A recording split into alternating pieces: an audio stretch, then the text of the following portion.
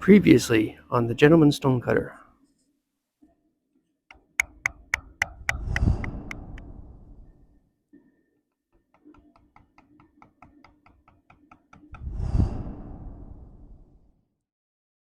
And now.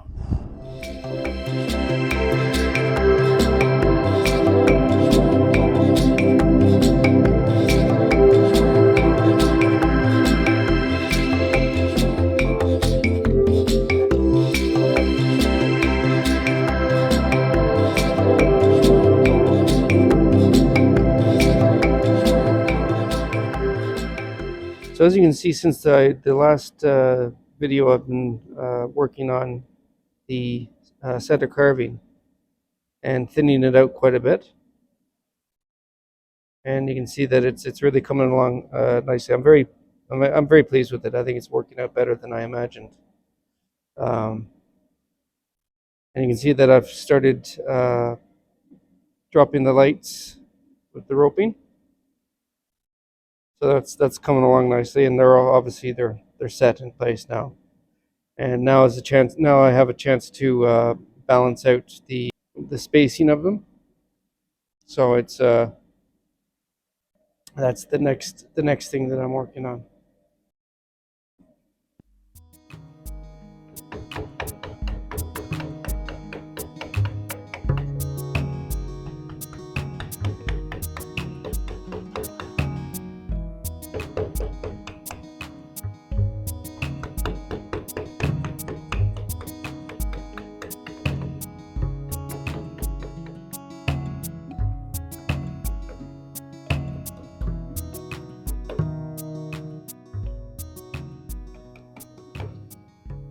So what I'm doing right now is I'm just balancing out these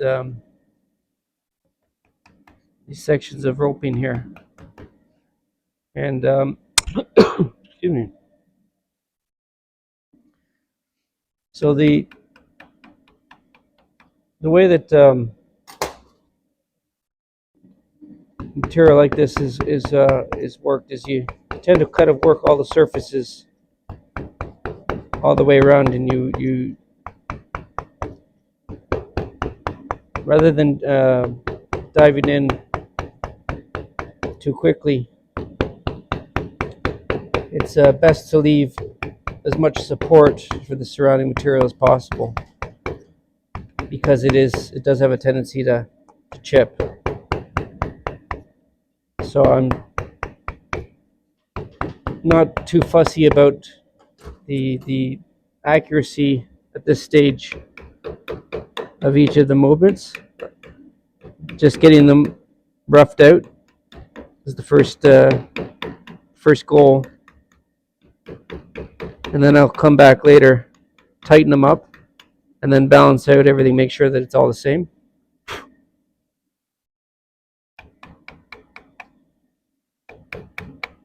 And that's pretty much the strategy for most carving. There's stages that you go through. Right now, this is what we call the doing the unders and overs. And because of the nature of this material, I didn't fuss too much with the lights too early, because I still need some of the support for the surrounding. If you make things too vulnerable too early, then you lose out on the advantage having the support. And then the only other way to save a piece would be to protect it with plaster. So you build up plaster around it to support it, to make up what you've carved off, which is that's an advanced technique for really maxing out various stages. But you really have to have a plan about when and why you would do something like that. And you really have to have the mental plan about exactly what you're doing. In this case, I'm kind of just feeling my way through it. It's I know what it's going to be, and I know roughly what it's going to look like. But as far as the finish goes and the level of detail, it's still kind of evolving. I had originally intended it to be a little bit chunkier, but now that I'm starting to see how nice this the center is working out, it's kind of inspired me to push things a little bit thinner, which was the original concept. Originally, the concept was um, something that was very delicate, uh, very much like Wedgwood pottery. If you're familiar with Wedgwood, I'll have to see if I can find an overlay picture. But that was the original idea. That feeling of Wedgwood. I thought that would be exciting to do that in marble uh, project. I've wanted to do this kind of work for some time, so I'm very excited about it. And it's really thoroughly enjoying this. It's very satisfying when you work on a piece and it just it unfolds exactly the way that you imagined it would. And it's based on experience. There's no doubt about it. But even when you have a lot of experience, if you haven't done something before, there's always that element of how is this really going to work? Is this really going to be the way that I have this in my mind, or is there going to be something that I haven't considered?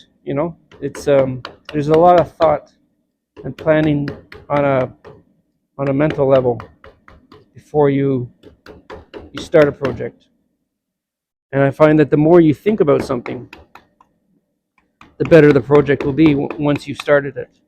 You really consider all the different uh, aspects of it. In this case, it's a really simple project. It's not technically advanced.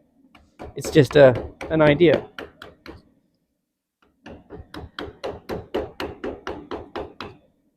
But hopefully, this will inspire people to try things themselves. Maybe step outside of their comfort zone, which is really the whole idea. I want to inspire people to try new things, to know that with effort and time and practice, lots and lots of practice and experience, really you can do anything you want.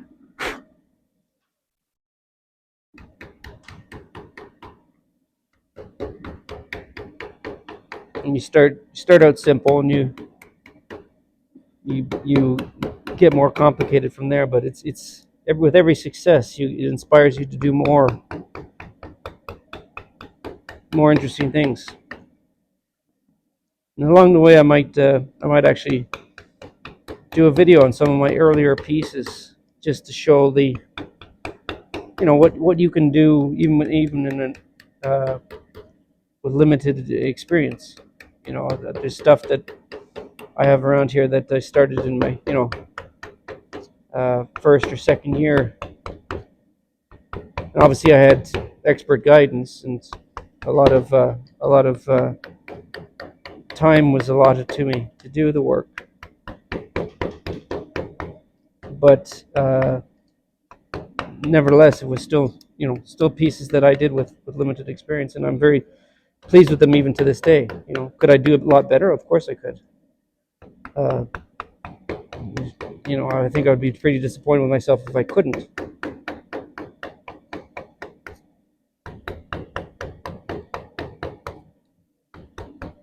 You learn a lot of this stuff years later. It just comes to you naturally. It's pretty fun being able to see what you can do. It's important to once in a while just step back and reflect on the journey that you've had and all the successes that you've had, to remind yourself that, especially on the low days, that even when things aren't working out maybe the way that you imagine them to, which I have to say, I think most people's lives don't work out exactly the way they imagine them to.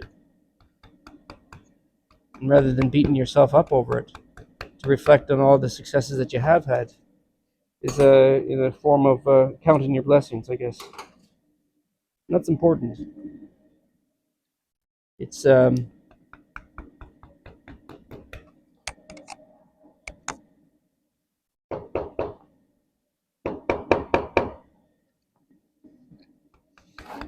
they say you have to know where you've been before you know where you're going.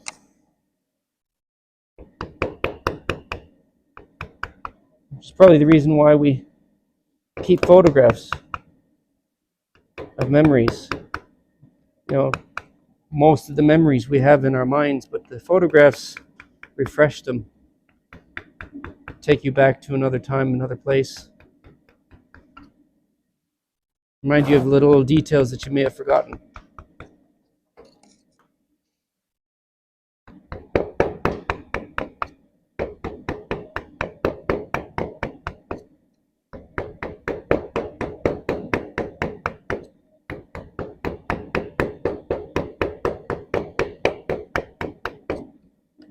I'm gonna have to sharpen these chisels soon. It's starting to get dull on me. Something to take into account is it's never worth chasing something with dull chisels. Best to stop and spend a bit of time to sharpen them up. But that's also why I have a good variety of chisels. So this is the variety of chisels that I'm using for this project. You can see that it's quite an array, and it's all of them, have different purposes. I have some different bull noses, different curves to them. Some skewed chisels. I have some square chisels. Some nice thin drawn out chisels, which are able to get into tight spots. I have some more robust, thicker ones. It's nice to have a variety. But the ones that I'm finding are the most of use are these tiny little ones. It's a tiny little. You can see that tiny little edge to it. But they're great for just probing away. I have another one here. Tiny. These are made out of spring steel. So this would have been a very small spring that was straightened out, and they make excellent chisels. Um, the steel is very high quality, and it's very consistent, obviously, because it's been made into a spring.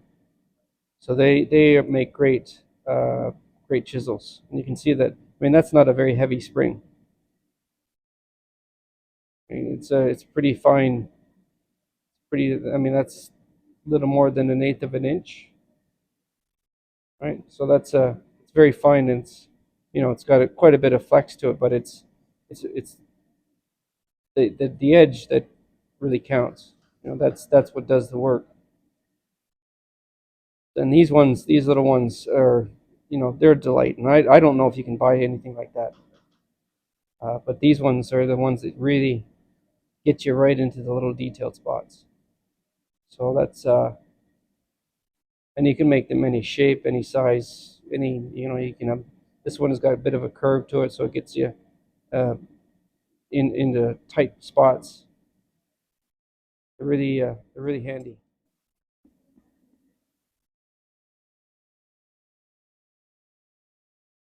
So you can see when I was laying these out, even though I had my original template, which I'm not really sure what that is. Oh, here it is.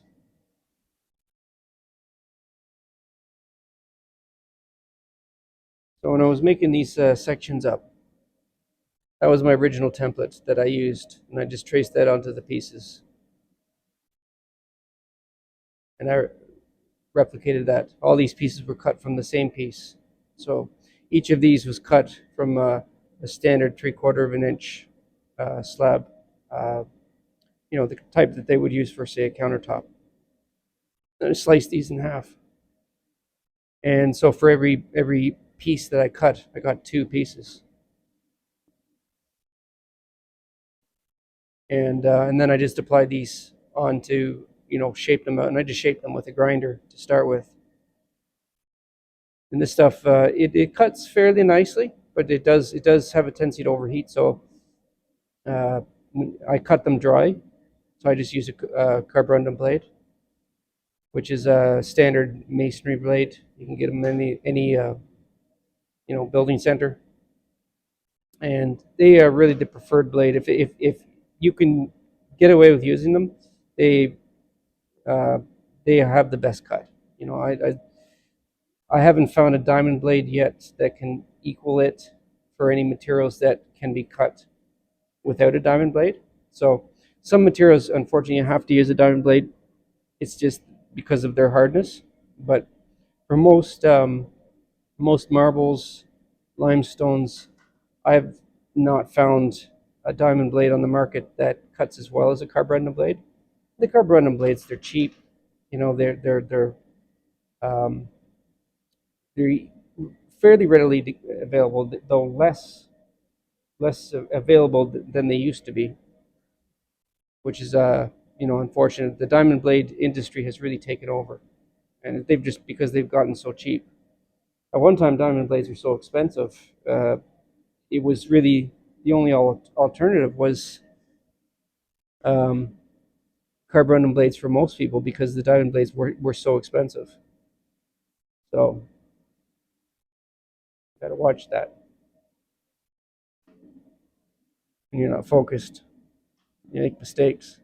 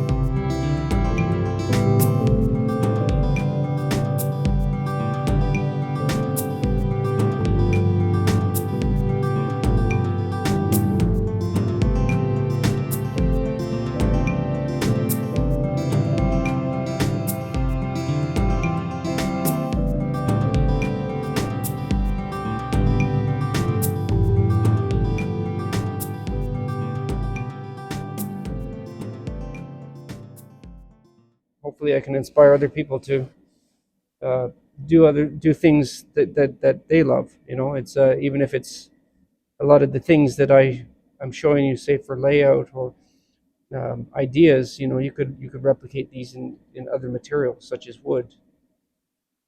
So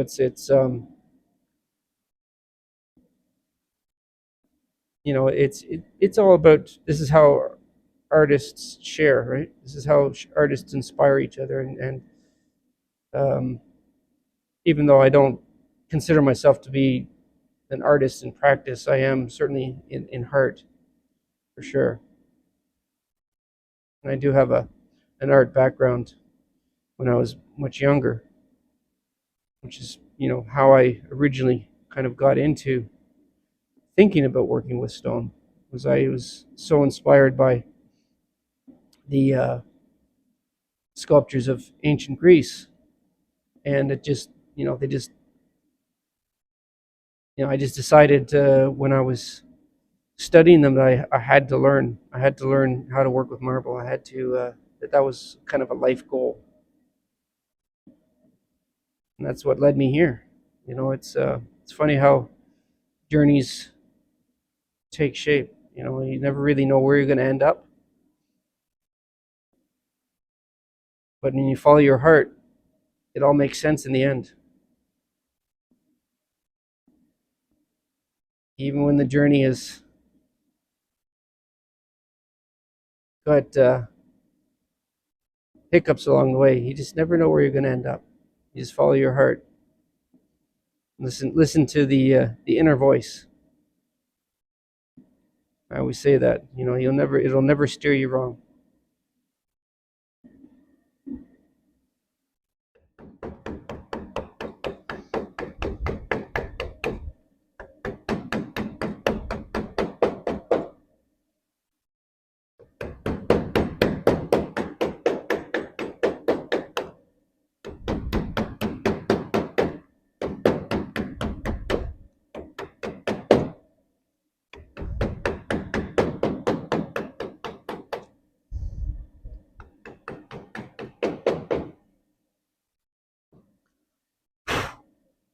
So as you can see, I worked a little bit more on this towards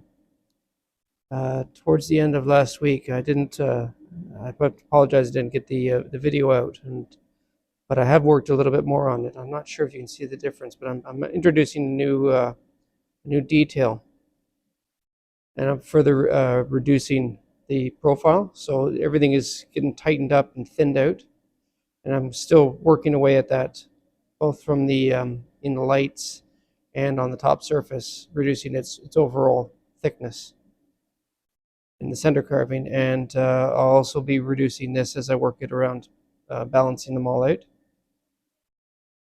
So I'm just finishing off. This is the last one. I have to drop the lights, and then there's a few individual lights like this one back here that I still have to finish dropping. And then it's just all going around and around and around, balancing them all out, thinning them out, getting them all the same. And it's not terribly exciting work, but it's makes all the difference for the overall harmony of the piece. And then after that, the next stage, and this is the exciting one, because I'm still haven't actually come up with the final design, but I'm thinking. I'm not sure if you can see that. Let me just here. I'm thinking about chasing back a portion of the outer edge, and in setting an onyx rim that will actually have beading on it, but I want it to be very, very delicate beading, so the pieces will actually be pierced from the underside, and will actually leave the surface. So they'll actually it'll be just like I said about resembling filigree work. So it'll be have a very kind of an ancient Celtic kind of a feel to it. I think that's kind of an exciting finish, and it also helps to conceal the seam, because I don't know if you remember in the if you've seen the earlier videos, this outer band here is actually applied. And that so there's there'll always be that seam, and on this side I've concealed it with a fillet, but on the outer edge there's no way of disguising it, unless of course I justify it with a different material. So that's my thought right now, and I think that's going to be it's going to be an interesting finish. That's the fun thing, is that you can kind of design on the fly. You have a kind of an idea about what you want to achieve, but getting there is it kind of evolves on its own, becomes its own piece. And that's that's the excitement about being creative, is that you can do whatever you want. There's no constraints. It's a form of free expression, I guess you could say, for anybody who's never tried anything creative before, or even wondered why people do creative things. I think that's really the biggest reason, is that it's you have something, an idea, you want to be able to express yourself. And creative outlets are one of the most constructive and positive ways to express yourself, and then share it with your ideas with the world. And that's one of the things that I love about YouTube, is that it is a creative outlet. It gives me a chance to share my work, but also, I don't know if you've ever noticed, but the music that I've created for these videos are they're pieces that I've put together using the GarageBand app, which is a fantastic little tool for making your own music. It's fun, just you can do whatever you want. You can use just the sound sampled loops, or you can you can play the instruments that they're provided on it, and it's pretty amazing what you can do. I just technology is, if used right, it can be a lot of fun. And yeah, so that's what I am enjoying doing right now, and I hope that you enjoy what it is that I'm sharing with you.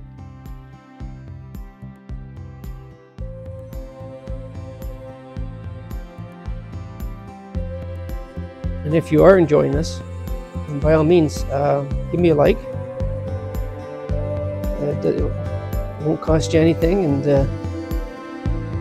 I am inspired to see people actually watching my videos. It's that's always, whenever you're thinking about maybe getting off of YouTube altogether, and then you post another video, and lo and behold, people actually watch it, which is just amazing.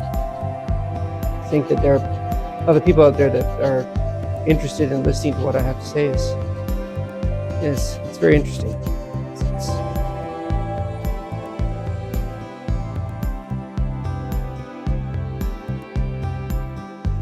There's an awful lot of voices on YouTube, all competing for the same set of ears. So I'm humbled by people actually watching my content, and I hope that I can offer you something in exchange for your time. So I'm just going to finish it off now, if you've watched up to this point, again, thank you very much, and come back again, subscribe, so that you get notifications of my future videos, and let's see where we go from there. But I've got lots of future ideas. It's not going to be just pieces like this, but this is just currently something that I'm working on, and I like to get things finished off. It's a great way to complete things, and so that you can move on. And I have a ton of ideas all sitting on the back burner, waiting to be brought into reality. And I'd love to be able to share that with you.